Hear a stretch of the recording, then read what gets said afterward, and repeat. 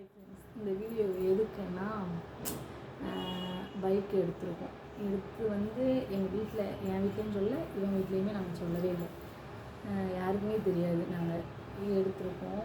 எங்கள் வீட்டில் எல்லாருமே பேசுவாங்க. ஆனாலுமே சரி கொஞ்சம் வாக்குவாதத்துலேயே பெருகிட்டு சண்டை ஓட்டிருக்காங்க. அதனால் யார்கிட்டையுமே நாங்கள் சொல்லலை. எனக்கு ரொம்ப நாள் ஆசை ஸ்கூட்டி எடுக்கணும். முதல்ல நான் வச்சுருந்தேன் ஸ்கூட்டி. அதில் எனக்கு தேவையில்லைன்னு சொல்லிட்டு அங்கேயே வந்துட்டேன். எதுவுமே நமக்கு தேவையில்லை.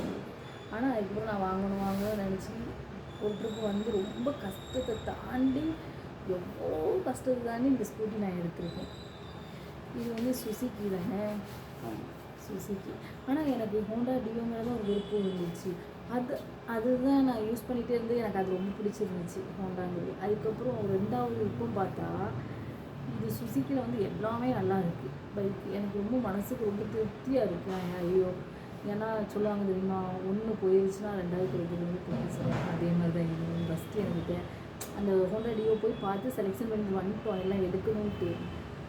ஆனால் அது இப்படின்னு சொல்லி அவங்க அப்படி இப்படின்னு சொல்லிட்டாங்க. அதனால் எடுக்க முடியாது, என் பேர்லேயும் எடுக்க முடியாது. இன்னும் ஒரு வண்டி ஓடிக்கிட்டு இருக்குது, அதனால் எடுக்க முடியாதுன்னு சொல்லிட்டாங்க. அது மாதிரி இவங்க பேர்லேயும் ஒரு வண்டி ஓடுது, அதனால் எடுக்க முடியாதுன்னுட்டாங்க.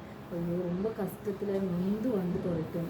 அதுக்கப்புறம் இது எதிர்பார்க்கவே இல்லை நாங்கள்.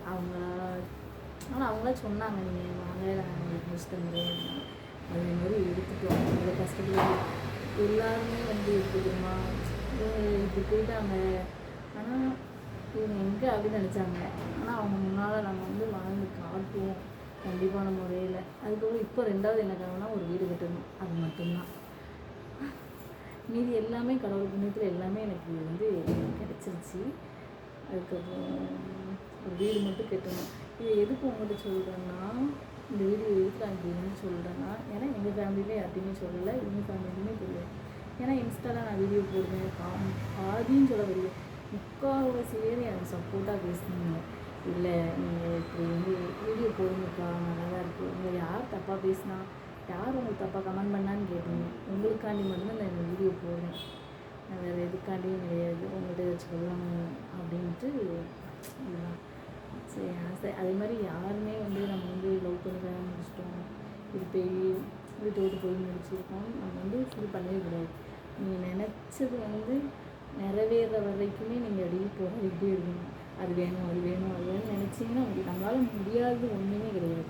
நினச்சா எல்லாமே முடியும். அதுக்காண்டி வீடியோ